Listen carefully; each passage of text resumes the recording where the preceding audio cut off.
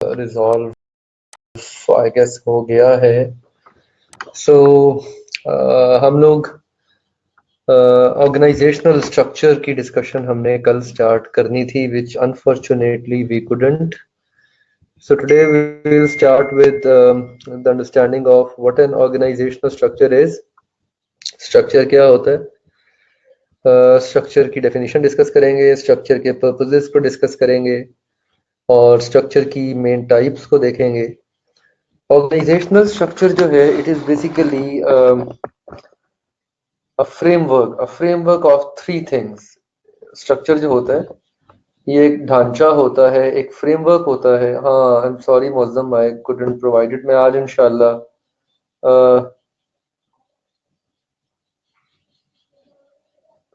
आपको I will provide it. जी जी, अल्लाह का शुक्र है Naveed, I am perfectly fine.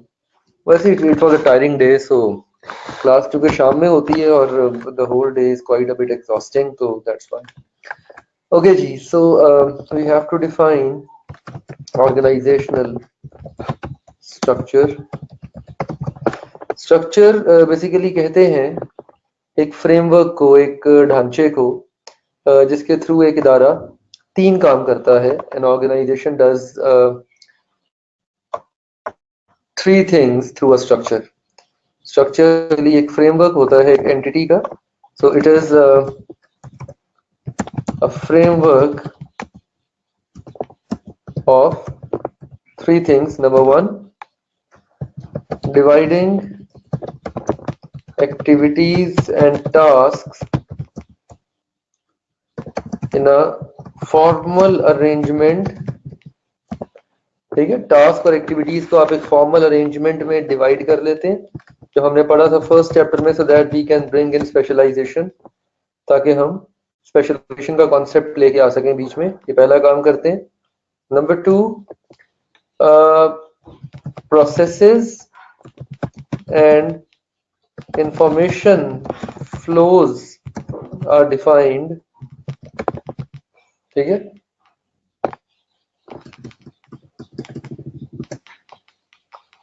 processes and information flows are defined. channels of information और processes के flow को define करते हैं and deploy resources to various individuals in the organization. Various individuals को आप रिसोर्सेज देते हैं ताकि वो काम करें. तो बेसिकली ऑर्गेनाइजेशनल स्ट्रक्चर इन तीन चीजों का मजमुआ है. It is a framework of doing these three things. We divide the activities in some formal arrangement, that is what we call as specialization. We define processes and information flows within the organization, जिसे हम कहते हैं channelization करना. इसके लिए हम एक term इस्तेमाल करते हैं information channelization. We use a word information channelization. हम information channelization करते हैं and we deploy resources to various individuals in the organization. हम मुख्तलिफ इंडिविजुअल्स को डिफरेंट रिसोर्सेज जो हैं वो डिप्लॉय करके देते हैं. So this is how we define an organisational structure. So आपकी किताब में भी इसको मोर और लेस ऐसे ही डिफाइन किया जा रहा है. An organisational structure is basically a formal arrangement. It's a formal arrangement in which we define how activities and tasks are formally divided. Formally से क्या मुराद है? Clear chain of command के through. How processes information would flow within this structure. And इसके अंदर एक तीसरी चीज भी आप ऐड कर लें, and how resources will be deployed. Resources को आप कैसे डिप्लॉय करेंगे, ठीक है, विद इन द ऑर्गेनाइजेशन. तो रिसोर्स डिप्लॉयमेंट भी बड़ी इंपॉर्टेंट होती है. So this is how we define an organisational structure. It's a very important factor. Structures के बगैर इदारे काम नहीं करते. Remember this. Organizations never work without a structure. Structure होता है तो इदारे काम करते हैं. स्ट्रक्चर उनका अप्रोप्रिएट होता है तो इदारे सक्सेसफुल होते हैं. ठीक है ना. स्ट्रक्चर के बगैर इदारे ऑपरेट नहीं करते. ये बड़ा इंपॉर्टेंट क्वेश्चन है. ऑर्गेनाइजेशनल स्ट्रक्चर के पर्पसेस क्या होते हैं? देयर आर सम की पर्पसेस. अगेन ये बिल्कुल नया टॉपिक ऐड किया है इस टेक्स्ट के अंदर. पर्पसेस पिछले टेक्स्ट में नहीं थे. there was definition of organizational structure but there were no purposes. इस पे बड़ा important question आ सकता है straight forward की list down करना होगा आपको what are the key purposes of an organizational structure. You might have to just list them down. तो key purposes क्या होते हैं? पहला purpose again dividing work and task which can be executed into specific jobs and departments. काम को आप divide कर देते हैं units के अंदर ताकि वो specific departments उन jobs को perform कर सकें. Assigning tasks and responsibilities associated with individual jobs. आप हर इंडिविजुअल को उसके टास्क और जिम्मेदारियां सौंप देते हैं जो आपने यहाँ पे डिवाइड की हैं. Coordination coordinating diverse organizational task coordinate करना. क्लस्टरिंग क्लस्टरिंग का मतलब होता है ग्रुप कर देना इकट्ठा कर देना. जैसे फॉर एग्जांपल मार्केटिंग के लोग जो हैं वो सारे मार्केटिंग का काम करेंगे ये क्लस्टर बन जाएगा. ह्यूमन रिसोर्स एचआर के लोग सारे एचआर का काम करेंगे ये क्लस्टर बन जाएगा. इसी तरह प्रोडक्शन के लोग सारा प्रोडक्शन का काम करेंगे that would be a cluster. तो क्लस्टरिंग का मतलब होता है कलेक्ट कर देना कंबाइन कर देना इकट्ठा कर देना. तो आप क्या करते हैं? आप क्लस्टरिंग करते हैं. What you do is you do clustering. ठीक है आप क्लस्टरिंग करते हैं. क्लस्टरिंग से एंटिटी जो है वो अपने अलाइक टास्क को कन्वर्ज कर लेती है कंसोलिडेट कर लेती है. Similarly, establishing relationship amongst individual groups and department. This is how you make the processes and information. आप relationships establish करते हैं individuals के दरमियान, groups के दरमियान, departments के दरमियान.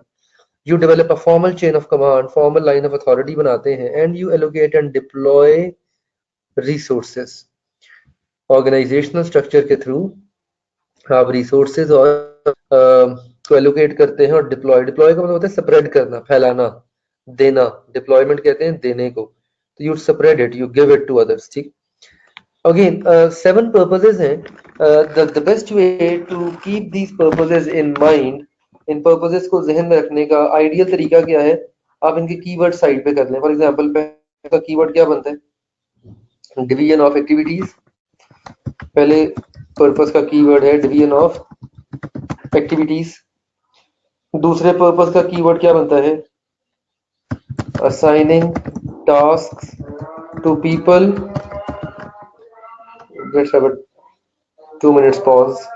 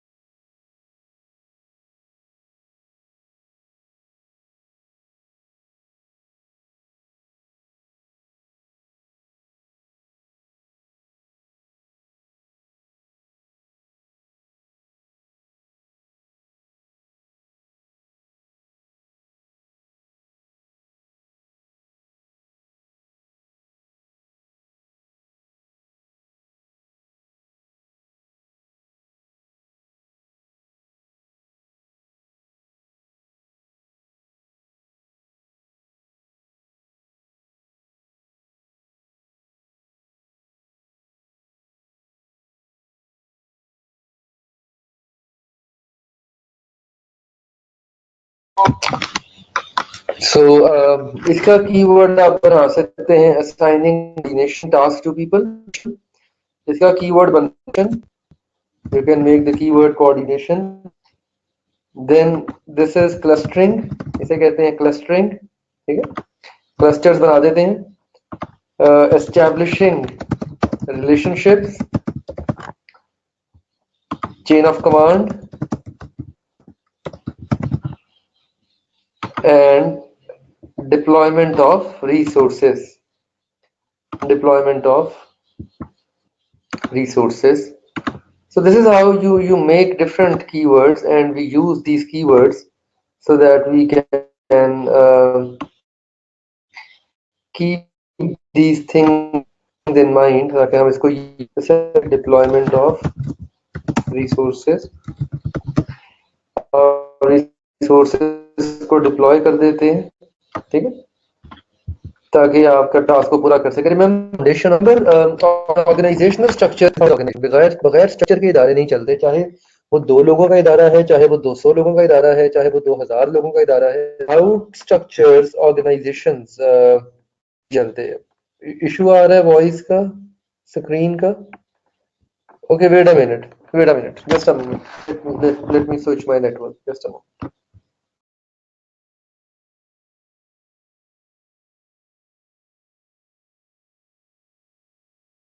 This conference will now be recorded. आवाज आ रही है जी? अब can you hear me now? Clear आ रही है? चलें, great. I just switched my network. पहले नेटवर्क के ना सिग्नल थोड़े से वीक थे. Now I have switched to a better network. Okay, so putting it simply, हाँ जी. Naveed, you have a very sharp eye. I wonder. अच्छा, हलीमा पूछ रही है जी iCAP की बुक में, बेटा iCAP की बुक तो आ चुकी है. iCAP की बुक तो आ चुकी है.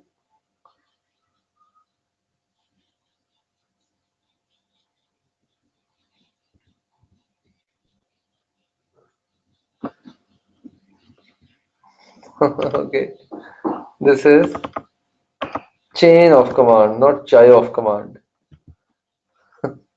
This is chain of command. Okay. BMBS की बेटा बुक आ गई है, आप अपने iCAP हाउस से जाके ले सकते हैं, ठीक है। So putting it in the simplest manner, organizational structure describe how company, division or teams or other organizations are built and how these various components fit together, ठीक है, किस तरह से ये चीजें इकट्ठे फिट होते हैं। बेटा बुक का I guess free of cost नहीं है आपकी, आपको तो ये बीइंग अ स्टूडेंट मिल जाती है ना free of cost. So an organizational structure basically consists activities such as task allocation, coordination, supervision, which are directed towards achievement of organizational aim. A common aim की तरफ आप इसको अचीव करते हैं, ठीक है। Okay, let's focus on the lecture. Don't deviate from the discussion. वो की बात हम ग्रुप पे भी कर लेंगे। मैनेजमेंट स्ट्रक्चर इंपॉर्टेंस क्या होती है स्ट्रक्चर की टू द मैनेजमेंट, इंपॉर्टेंस क्या होती है ऑर्गेनाइजेशन की टू द मैनेजमेंट। ये कमेंट्री है, दिस इज जस्ट कमेंट्री, इस तरह पढ़ लें, इसके ऊपर क्वेश्चन आने के चांसेस नहीं है। राइट स्ट्रक्चर, ये हम आगे जाके पढ़ेंगे, पूरा टॉपिक आएगा। Choosing the correct management structure ensures an organization continued growth. इसी चैप्टर के एंड पे हम पढ़ेंगे contingency theory of organizational structure. हमने याद है पढ़ा था कॉन्टिजेंसी थ्योरी ऑफ मैनेजमेंट की बात की थी हमने। कॉन्टिजेंसी थ्योरी ऑफ मैनेजमेंट ये कहती है ना कि there is no one best way of management, the best way of management depends upon the circumstances. इसी तरह contingency theory of organizational structure भी यही कहती है that there is no one best way of structuring an organization, the structure depends on various factors. Different factors पे depend करता है structure, उसमें इदारे का साइज भी आ जाता है, इदारे के ऑपरेशंस भी आ जाते हैं, इदारे की ग्रोथ भी आ जाती है, बहुत सारे फैक्टर्स हैं। बट अगर आपने एक करेक्ट स्ट्रक्चर चूज किया है, डेवलप किया है, तो that would ensure continued growth, that would ensure content. Content का मतलब होता है हैप्पी, खुश, मुतमईन। कंटेंट का लफ्जी मतलब होता है हैप्पी। कंटेंट के दो मतलब होते हैं ना, एक कंटेंट कहते हैं मटेरियल को, ठीक है, जिसे मवाद कहते हैं, और एक कंटेंट होता है हैप्पी, खुश। तो employees will be content, employees are going to be much happy, your profitable returns will be there for shareholders,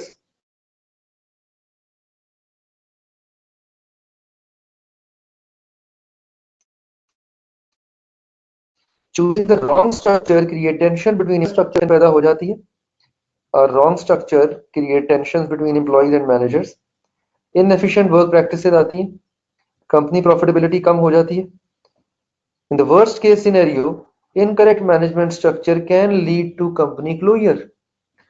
ये भी possibility होती है कि आपका जो ineffective structure है that can lead to closure of the organization. बाज़ situations में आपको इदारे को ताले लगाने पड़ जाते हैं because you have not opted for the right structure. So you might be leading towards company closure. Unfortunately, many managers take this for granted. बहुत सारे मैनेजर्स इस फिनोमेना को फॉर ग्रांटेड लेते हैं, उनके नजदीक स्ट्रक्चर कोई बड़ी बात नहीं है, स्ट्रक्चर जो है वो अगर हम नहीं भी चेंज करेंगे तो इससे कोई फर्क नहीं पड़ेगा. नहीं, फर्क पड़ता है. आपका जो स्ट्रक्चर होता है अगर ये आपने स्टैटिक रखा हुआ है and you are never changing it over time, तो ultimately you are going to fail. याद है मॉस्केंटर में हमने पढ़ा था, मॉस्केंटर ने यही कहा था ना, मॉस्केंटर ने कहा था कि traditional bureaucratic structures have become unacceptably slow for a number of reasons. ठीक है ना, एनवायरनमेंट चेंज हो रही है, टेक्नोलॉजी बढ़ रही है, नए नए प्रोडक्ट्स आ रहे हैं, पेस ऑफ चेंज हाई है. सो मॉस्केंटर के मुताबिक ट्रेडिशनल ब्यूरोक्रेसीज अनएक्सेप्टेबली स्लो इसलिए हो गई थी कि वो स्टैटिक थी, they were not changing, and when they were not changing the organisations were not flourishing. ठीक है ना. So pace of change, increase in technology, increase in the operations, ठीक है, ये तमाम चीजें आपकी सुटेबिलिटी ऑफ स्ट्रक्चर को इन्फ्लुएंस करती हैं.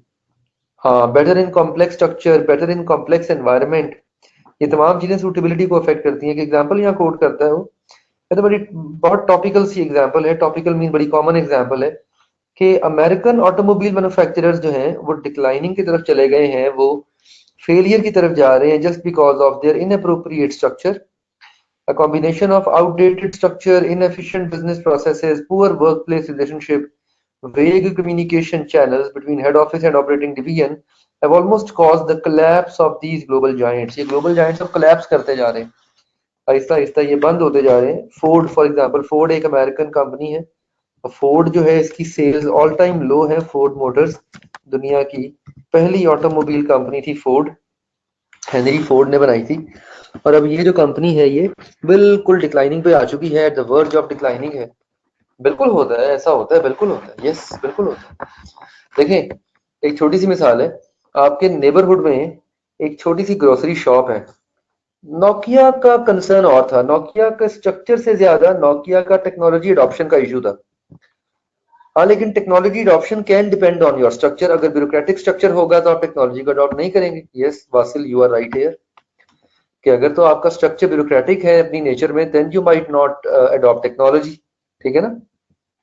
हाँ, नोकिया की जो स्ट्रिंजेंट पॉलिसीज थी वैसे भी, हाँ, फिर ये बीइंग अ मुस्लिम हम फिर ये यकीन कर लेते हैं कि हर अरूज को ज़वाल है, हर इंडस्ट्री ने कभी ना कभी बंद होना है, हर इदारे ने कभी ना कभी बंद होना है. किसी every every dawn has a sunset. ठीक है. तो खैर, तो नोकिया का खैर कंसर्न और था, लेकिन यस, नो ये वाला डॉन नहीं, DAWN वाला डॉन. वैसे तो इन डॉन्स का भी फॉल होता ही है, these dawns also fall. Altaf भाई को देख लें, सी अल्ताफ भाई has fallen precisely. Anyway, so चलें, let's not go in the political debate.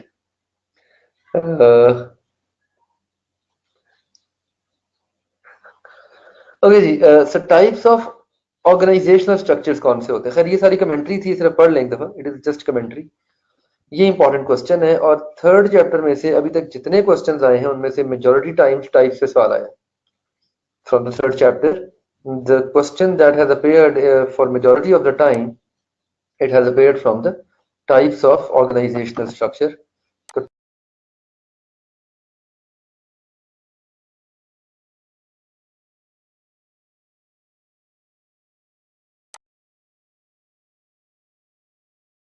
Types के ऊपर जो क्वेश्चन है that has prominently appeared, let me show you. अभी तक टाइप्स में से कौन कौन सा सवाल आ चुका है. हाँ एग्जैक्टली, कंपनीज क्या करती हैं, अपने प्रोडक्ट की लाइफ को इंक्रीज करके उसकी मैच्योरिटी को इन्फिनिटी करने की कोशिश करती हैं.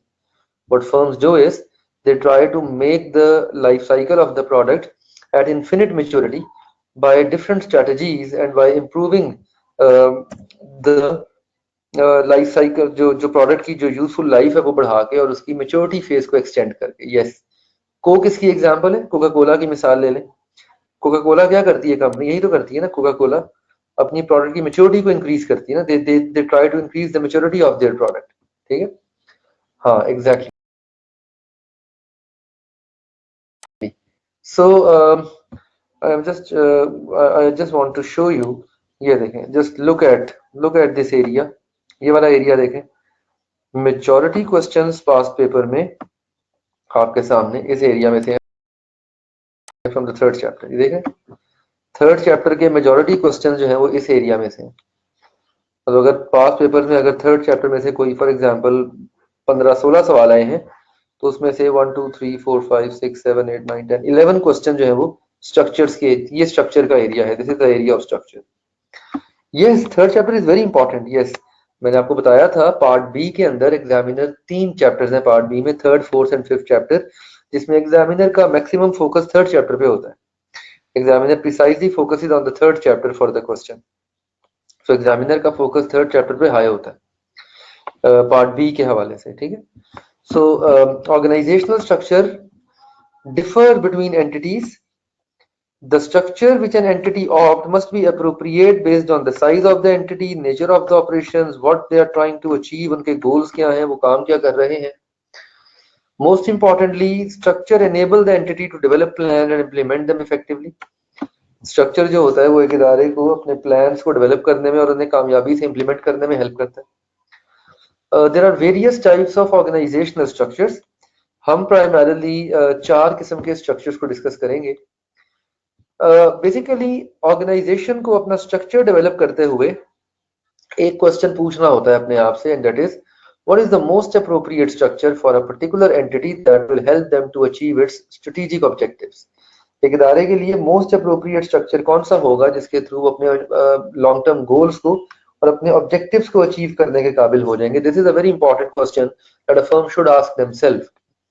ये बड़ा इंपॉर्टेंट सवाल है जो एक इदारे को अपने आप से पूछना होता है। ठीक है ना, कि किस तरह का स्ट्रक्चर जो है वो आप ऑप्ट करेंगे और वो उस गोल को अचीव करने में आपकी हेल्प करेगा। मेरा ख्याल है अब तो मेरे पास कनेक्शन सही है, लैग आ रहा है, बाकियों को भी आ रहा है, मेरे वाईफाई के सिग्नल भी पूरे हैं और अब तो मैंने 4G कनेक्ट किया हुआ यार अपने मोबाइल का, अब तो लैग नहीं आना चाहिए। It is costing me a lot. Anyhow, so 4 किस्म के स्ट्रक्चर्स होते हैं, entrepreneurial structure, functional structure, divisional structure और matrix structure. There are 4 types of structures और ये चारों स्ट्रक्चर जो है ये डिपेंड करता है कि इदारे के नेचर ऑफ ऑपरेशंस कैसे हैं। इस पे डिपेंड करेगा कि किस तरह से आप अपने डिफरेंट स्ट्रक्चर्स को ऑप्ट करेंगे। ठीक है ना, आपके जो स्ट्रक्चर का जो डिसीजन है ये डिपेंड करेगा कि आप आपका साइज क्या है। फॉर एग्जांपल मैं आपको एक मिसाल दे रहा था कि एक छोटा सा इदारा है, एक छोटी सी ग्रोसरी शॉप है आपके नेबरहुड में और उस ग्रोसरी शॉप के अंदर एक ओनर है, उसकी चंद कमोडिटी आइटम्स हैं, कुछ प्रोडक्ट्स में वो डील करता है और उस किस्म के बिजनेस को एक एंटरप्रेन्योरियल स्ट्रक्चर भी सूट कर जाएगा।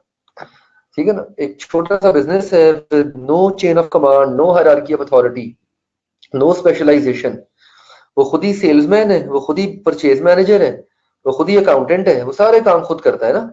वो जो ओनर होगा वो सारे काम खुद करेगा ना। आपके नेबरहुड में ऐसी बहुत सारी शॉप्स होंगी ना, there are so many shops in your neighbourhood जो इस मॉडल पे काम करती हैं।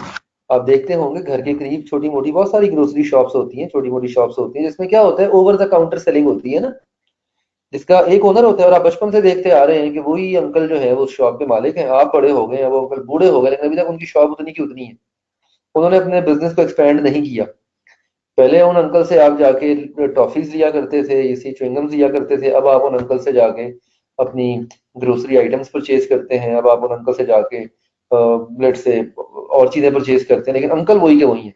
ठीक है ना, इसे कहते हैं entrepreneurial structure, a very small structure that is best suited to small organizations. But Aftab, I am not sure are you married या सिबलिंग्स के लिए लेके आते हैं? एनीवे, सो एंटरप्रेन्योरियल स्ट्रक्चर जो होता है वो आपका बड़ा इंपॉर्टेंट होता है, ठीक है। अच्छा, उसके बाद जब इदारा ग्रो करता है, थोड़ा सा इदारा अपने साइज में एक्सपैंड होता है, तो इदारा एक फंक्शनल स्ट्रक्चर पे आ जाता है, डिपार्टमेंट्स अलग अलग कर देता है। वही आपके नेबरहुड में जो ग्रोसरी बिजनेस है, जो शॉप है छोटी सी, वो जस्ट इमेजिन थोड़ी सी ग्रो करके वो अल्फते के लेवल पे आ गई। अल्फते का नाम सुना ना आप लोगों ने? अल्फते डिपार्टमेंटल स्टोर्स का नाम सुना होगा आपने, है ना? वो अल्फते के लेवल पे आ गई है।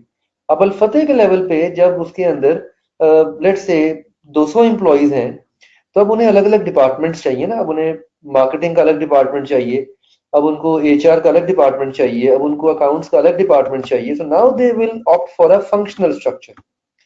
ये एग्जैक्ट क्वेश्चन आया था एक अटेम्प्ट के अंदर। अटेम्प्ट थी ये मेरा ख्याल है इट वाज ये क्वेश्चन नंबर 4 का पार्ट बी था।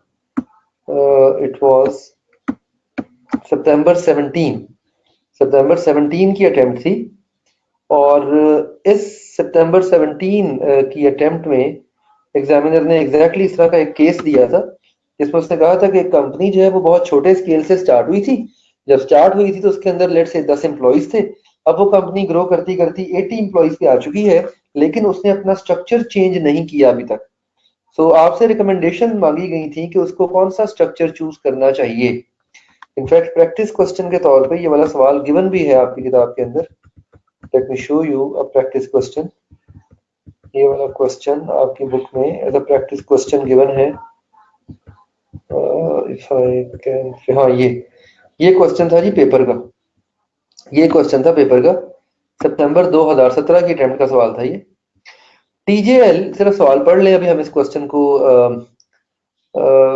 अटेम्प्ट नहीं कर रहे, अभी हम सिर्फ पढ़ रहे हैं सवाल को, just to let you know कि इदारे को अपनी ग्रोथ के साथ साथ कैसे अपने स्ट्रक्चर को भी चेंज करना पड़ता है। टीजेएल एक 10 साल पहले एस्टैब्लिश हुई थी company at a very small scale manufacturing. At that time, total number of employees were 18. Most of the employees were directly reporting to CEO. With the growth in the business, number of employees has increased to 55, but no significant change has been made in the reporting structure. ठीक है ना? कोई reporting structure के अंदर change नहीं आया, ठीक है? तो क्वेश्चन ये था, क्या आपसे पूछा गया था कि कौन सा स्ट्रक्चर सूट करता है इस सिनेरियो के अकॉर्डिंगली, ठीक है? कौन सा स्ट्रक्चर जो है वो सूट करता है। यहाँ पे क्वेश्चन की स्टेटमेंट नहीं, late me show you the statement of the question. मैं आपको सवाल की स्टेटमेंट भी दिखाता हूँ। तो बेसिकली वक्त के साथ साथ with every passing moment organisations को अपने स्ट्रक्चर को चेंज करना पड़ता है, अदरवाइज उनकी पेस ऑफ ग्रोथ जो है बहुत स्लो हो जाती है। उनकी पेस ऑफ ग्रोथ जो है that is very slow. If they are not going to change, their pace of growth will be slow. ये था जी क्वेश्चन, ये टीजेएल क्वेश्चन नंबर 4 था पेपर का। इसका पार्ट बी था, identify and discuss the type of structure TGL should adopt, discuss how the recommendation of the structure you have just made will help them benefit their operations in the business। 5 number का part था। और part A था, name 4 types of structure. 2 number का part था, straight forward 4 नाम देने थे। हाँ, सेठ कंपनीज, एग्जैक्टली सेठ कंपनी में ये वाला स्ट्रक्चर होता है। ये 4 नाम देने थे जी, सिंपल। 2 नंबर का ये पार्ट था, 5 नंबर का ये पार्ट था, और पार्ट सी था ये आउटसोर्सिंग पे था। इट वाज एन आउटसोर्सिंग, हम डिस्कस करेंगे आगे जाके। Anyhow that was the question in the examination. और ये एक बड़ी कॉमन सेंसिकल सी बात है कि जब एक इदारा थोड़ा सा ग्रो करता है, अपने बिजनेस को एक्सपैंड करता है, अपनी एक्टिविटीज को थोड़ा सा डाइवर्सिफाई करता है, तो इससे वो स्ट्रक्चर चेंज करता है। हाँ, पास्ट पेपर के बहुत सारे सवाल देख के लगता है ना कि ये काश ये क्वेश्चन हमें आ गया होता। सेठ कंपनीज बेसिकली कहते हैं एंटरप्रेन्योरियल कंपनी, जिनका एक ओनर होता है, वो सारे डिसीजन खुद लेता है। पाकिस्तान में बहुत सारी सेठ कंपनी मौजूद है ना, सेठ साहब होते हैं। सेठ कहते हैं ना मालिक को, the owner of the company who is the core decision maker. One man show, right, one man show होती है। इन्हें सेठ एंटिटीज कहते हैं, दे आर नोन एज सेठ एंटिटीज, ठीक। So we'll go through these structures one by one. हम एक एक करके सारे structures पढ़ेंगे. तो पहला स्ट्रक्चर है entrepreneurial structure. Entrepreneurial structure पे भी सवाल आ चुका है पेपर में, ये अलग से क्वेश्चन आया था. Entrepreneurial structure पे क्वेश्चन आया था, क्वेश्चन नंबर 6 का पार्ट बी था. That was in quite early attempts of BMBS. शुरू वाली attempts में, it was in September 15, सितंबर 2015 में आया था. Entrepreneurial company कहते हैं which is managed by its entrepreneurial owner, जिसका एक ओनर होता है मेनली और वही उसे मैनेज कर रहा होता है. Entrepreneurial company के फीचर्स क्या होते हैं? Entrepreneurial company में entrepreneur makes all the decisions, does not delegate decision to the subordinates. Entity is therefore organized around the entrepreneur and there is no formal management structure. Entrepreneurial structure के अंदर कोई formal hierarchy नहीं होती, कोई chain of command नहीं होती. Operations and processes are likely to be simple. Operations और processes simple होते हैं. Entity will probably sell just a small number of products or services. Entity बहुत महदूद number of products या services produce करके बेचती है. जैसे आपकी neighborhood shops हैं, entrepreneurial companies की best example are the neighborhood shops. ठीक है, neighborhood shops जो होती हैं आपकी, ये entrepreneurial company की best example होती है. But remember, entrepreneurial structure is only suited to small organization. हाँ, खोखा गया ले. Entrepreneurial structure is only suited to small entities. Those are in early phases of their life. As they grow larger, the entrepreneurial structure becomes inefficient and formal structure is needed. This is exactly happened in this case ना. इस case में यही हुआ था ना. ठीक है, कि एम्प्लॉइज आपके ग्रो कर गए, बिजनेस आपका ग्रो कर गया है, लेकिन स्ट्रक्चर आपने चेंज नहीं किया, तो आपका स्ट्रक्चर अब इनएफिशिएंट हो गया है. The structure has now become inefficient. तो अगर आपका स्ट्रक्चर एंटरप्रेन्योरियल है और अगर आप ग्रोथ में जा रहे हैं तो आपको अपना स्ट्रक्चर चेंज करना पड़ेगा, वरना इनएफिशिएंसी आ जाती है. एंटरप्रेन्योरियल स्ट्रक्चर जब ग्रो करता है थोड़ा सा, when it grows a bit in size, तो फिर आप आते हैं फंक्शनल स्ट्रक्चर के ऊपर. फंक्शनल स्ट्रक्चर पे पेपर में 2-3 दफा सवाल आ चुका है पेपर में. Again this is one of those questions in the examination जो 3 या 3 से ज्यादा दफा टेस्ट हुआ है. आप देख सकते हैं, पहले ये एजाज हमने दिया था ऊपर वैल्यू चेन के टॉपिक को. हमने डिस्कस किया था कि वैल्यू चेन के टॉपिक को ये एजाज हासिल है कि ये मोर देन 3 टाइम्स आ चुका है पास पेपर्स में, और वैल्यू चेन के टॉपिक को ये एजाज भी हासिल है कि वैल्यू चेन कंसेक्यूटिव अटेम्प्ट्स में आ चुका है पेपर में, और ये दोनों एजाज फंक्शनल स्ट्रक्चर को भी हासिल है. 3 दफा आ चुका है पास पेपर में, और ये एजाज भी हासिल है कि कंसेक्यूटिव अटेम्प्ट्स में भी पूछा जा चुका है. ठीक है, एक अटेम्प्ट में आया था, क्वेश्चन नंबर 5 का पार्ट 3 था, इमीडिएटली आफ्टरवर्ड्स अगली अटेम्प्ट में भी पूछ लिया. ठीक है, so be very careful. Functional structure होता क्या है, फंक्शनल स्ट्रक्चर के बेनिफिट्स क्या होते हैं, फंक्शनल स्ट्रक्चर के फीचर्स क्या होते हैं, फंक्शनल स्ट्रक्चर जो है वो क्या रोल प्ले करता है इदारे के अंदर. यस, एंटरप्रेन्योरियल स्ट्रक्चर के अंदर बहुत मुश्किल होता है डिसीजन मेकिंग करना, क्योंकि एंटरप्रेन्योरियल स्ट्रक्चर के अंदर एंटरप्रेन्योर डिसीजन मेकिंग किसी को नहीं देता. हाँ, डिविजनल स्ट्रक्चर अभी तक टेस्ट नहीं हुआ. एग्जैक्टली ये वाली रो पूरी खाली है, ये देखें, ये वाली रो पूरी की पूरी खाली है. तो डिविजनल स्ट्रक्चर अभी तक अनटेस्टेड है एग्जामिनेशन के अंदर. ये डॉक्यूमेंट बड़ा हैंडी डॉक्यूमेंट है आपके पास, इससे आप बड़ी क्विकली देख सकते हैं कि किस अटेम्प्ट के अंदर कौन सा क्वेश्चन कब आया था, और रो आपको बता देती है कि कौन सा टॉपिक अभी तक अनटेस्टेड है. फॉर एग्जांपल, स्टेक होल्डर की टाइप्स, इंटरनल स्टेक होल्डर्स कौन होते हैं, एक्सटर्नल कौन होते हैं, अभी तक अनटेस्टेड है, थॉरोली अनटेस्टेड है. पावर ऑफ स्टेक होल्डर अभी तक अनटेस्टेड है, थॉरोली अनटेस्टेड है. ठीक है ना. That's a very handy document which can very clearly and quickly tell you. Maujam, ये तो आपके व्हाट्सएप पे भी शेयर्ड है. मैंने जाहिद को कहा था इसे एलएमएस पे भी डाल दे, मैं करवा देता हूँ. I will do that. Group पे कोई से दोबारा शेयर कर दे ताकि जिन लोगों के पास नहीं है इसको वो ग्रुप से एक्सेस कर ले दोबारा. ठीक है, और जाहिद को मैं कह दूंगा इसको एलएमएस के ऊपर भी अपलोड कर देगा. ठीक जी, मैं व्हाट्सएप पे भेज देता हूँ. व्हाट्सएप पे तो सारे लोग मौजूद है ना, तो व्हाट्सएप से तो इंस्टेंटली मिल जाएगा आपको. अदरवाइज मैं जाहिद को भी इंस्ट्रक्ट कर दूंगा, जाहिद इसको अपलोड कर देगा एलएमएस के ऊपर. ठीक है, फंक्शनल स्ट्रक्चर जो है, हलीमा आप व्हाट्सएप पे नहीं है? You are in this world and you are not on WhatsApp. How is it possible? Mind map मैंने भी भेजा नहीं है, माइंड मैप में मैं भेज दूंगा. देखिए आप माशाल्लाह ऑनलाइन क्लास के स्टूडेंट्स हैं, and being an online student it is highly recommended कि आपको व्हाट्सएप पे होना चाहिए। आप व्हाट्सएप यूज ही नहीं करते या व्हाट्सएप पे आपको ऐड नहीं किया गया?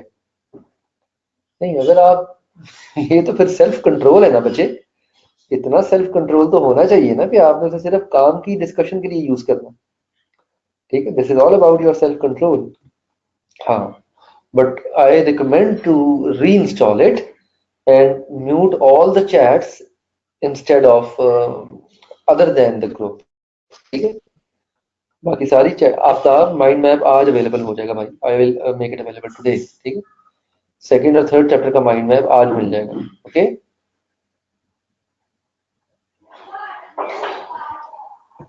ये आफ्ताब आपके नाम के आगे मेरा नाम भी लिखा आ रहा है, this is change. Is it Aftabur Rahman और Atiqur Rahman? What's your actual name?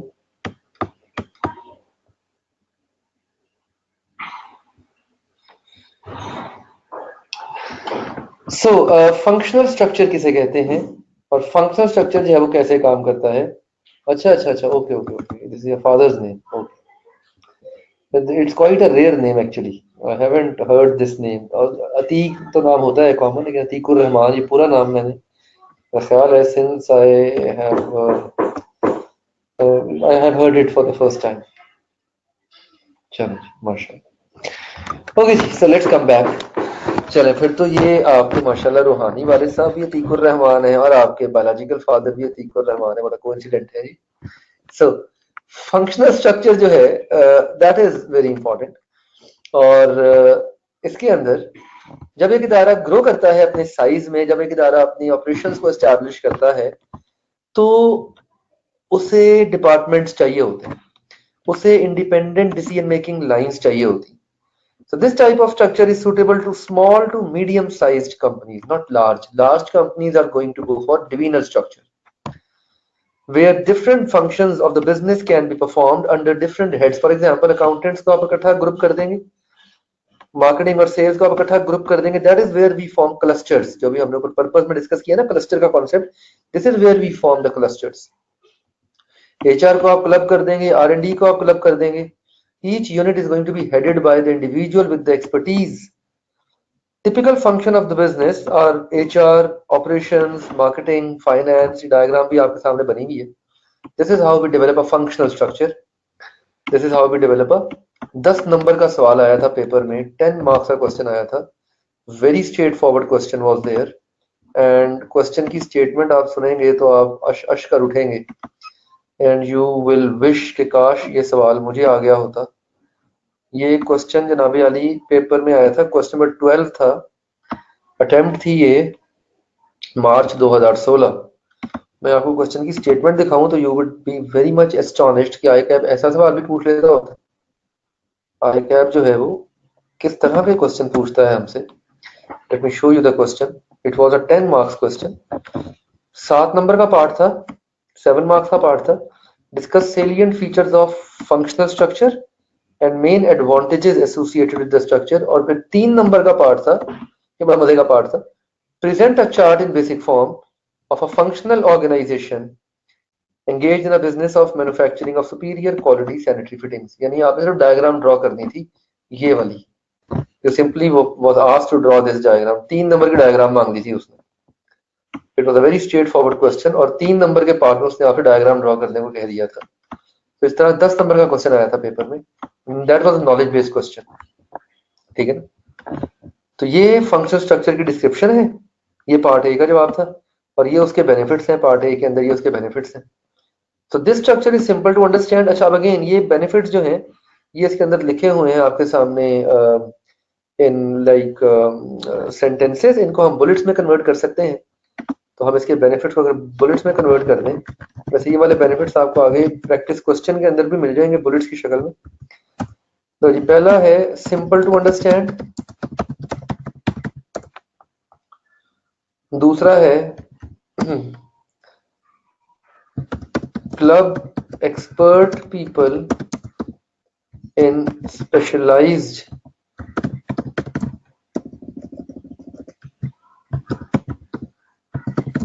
Department. आप क्लब कर लेते हैं लोगों को स्पेशलाइज्ड डिपार्टमेंट के अंदर, ठीक है।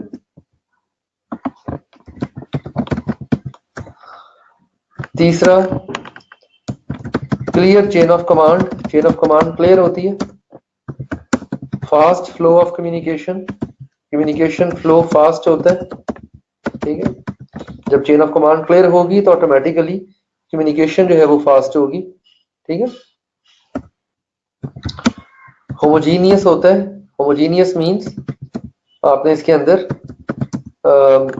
बैलेंस किया होता है डिफरेंट डिपार्टमेंट्स को, होमोजेनिटी होती है, departments are balanced out together, ठीक है। So these are some of the benefits. इसका सबसे बड़ा ड्रॉबैक जो ये होता है, इसका जो मेन ड्रॉबैक है वो ये है कि इसके अंदर इंटर डिपार्टमेंटल कॉन्फ्लिक्ट्स पाए जाते हैं, ठीक है। फंक्शनल स्ट्रक्चर के अंदर departments can come right in front of each other and can engage in interdepartmental conflicts. So in a functional structure, interdepartmental conflicts can be there, ठीक है।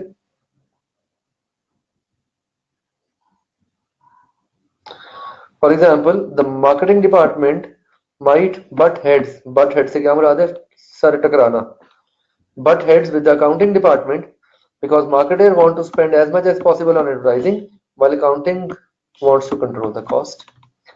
तो अक्सर क्लैशेस भी आ जाते हैं डिपार्टमेंट के दरमियान। ये जो भी आपको क्वेश्चन दिखाया है मार्च 16 का वही वाला सवाल है। This is the question of promote से मतलब मुराद है कि हवा देते हैं, प्रमोट करने से मुराद है कि डिपार्टमेंट जो है वो जब डिफरेंट डिपार्टमेंट होते हैं तो इसे हवा मिलती है, कॉन्फ्लिक्ट्स को बढ़ावा मिलता है, हवा मिलती है, that is what we call as promote. Conflicts are projected, conflicts project होते हैं, कॉन्फ्लिक्ट्स आर प्रोजेक्टेड, ठीक है। So this was the question। अच्छा, ये बेनिफिट्स मेन एडवांटेजेस यहाँ भी दिए गए हैं। Development of skill expert knowledge because the employees are able to concentrate within their areas, efficient utilization of human resource, smooth coordination, effective communication, assessment of employee performance. आप इनको भी ऊपर वाले में ऐड कर सकते हैं। You can add these 4 points to these 4 points जो मैंने भी यहाँ पे लिखे हैं, इसके अंदर आप इन्हें ऐड कर लें। ये सोल्यूशन था क्वेश्चन का जो एग्जामिनर ने दिया था, और ये सोल्यूशन उसके पार्ट बी का था। देख लें, पूरा किताब वाली डायग्राम इसने यहाँ पे रिपीट कर दी है, जो ये डायग्राम बन गई है ऊपर, ये सेम डायग्राम यहाँ पे रिपीट हो गई, ठीक है। So that was the examination question. नहीं, सिर्फ स्टेट करेंगे बेटा, one line each, you are just going to state that, सिर्फ स्टेट करेंगे, एक एक लाइन का जवाब देंगे, ओके। कल हम इंशाल्लाह पढ़ेंगे डिविजनल स्ट्रक्चर और कल हम पढ़ेंगे मैट्रिक्स स्ट्रक्चर। तो कल हम स्ट्रक्चर्स को कंक्लूड कर देंगे और फ्राइडे को हम इंशाल्लाह, जी मैं we have just concluded, Friday को हम इंशाल्लाह कंटिन्यू करेंगे with a very important question. हाँ, मेजॉरिटी क्वेश्चन तो ये वैसे ही आते हैं पेपर में, कुछ नॉलेज बेस्ड क्वेश्चन होते हैं, कुछ सिनेरियो बेस्ड क्वेश्चन होते हैं, बट मेजॉरिटी क्वेश्चंस का जो फॉर्मेट है वो यही है जो पास्ट पेपर्स में होता है।